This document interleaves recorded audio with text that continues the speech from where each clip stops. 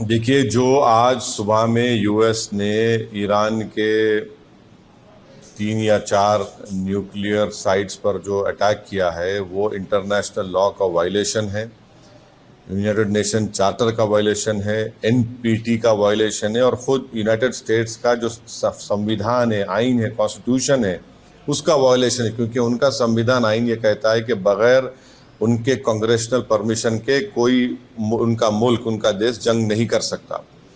पांचवी बात यह है कि ये हमला करके यूनाइटेड स्टेट्स ने गज़ा में जो फ़लस्तीनियों का एथनिक क्लेंसिंग हो रहा है, जेनोसाइड हो रहा है, उसको कवर अप कर रहे हैं। और इजराइल जिसके पास 700-800 न्यूक्लियर वॉरहेड है, जो एनपीटी को साइन नहीं किया, जो आईएईए के इंस्पेक्टर्स को अलाउ नहीं करता, उस पर कोई बात ही नहीं कर रहा है।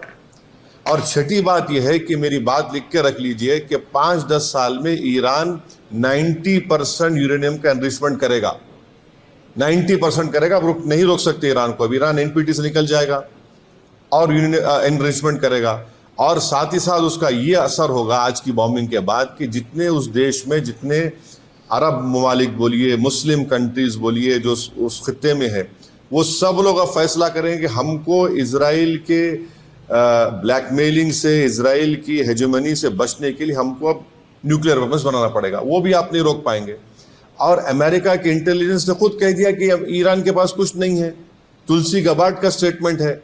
और सबसे, अगर ये खित्ता, ये एरिया, अगर इसमें जंग शुरू हो जाएगी तो एक बात आपको समझने की जरूरत है कि 60 लाख से ज्यादा भारत के नागरिक वहां रहते हैं।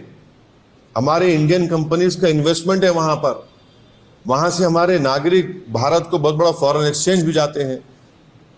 अनलाइक नॉर्थ अमेरिका के बाद तो इनकम टैक्स भी नहीं लिया जाता उनसे। और आखिरी बात यह है कि क्या पाकिस्तान इसीलिए ट्रंप के लिए नोबेल पीस प्राइज का डिमांड कर रहा था कि पूरा उस खित्ते में जंग शुरू हो जाए? क्या इसीलिए उनके जनरल जाकर लंच खा के आए थे वहां पर कि पूरे इस इलाके में आग लग जाए, जंग शुरू हो जाए?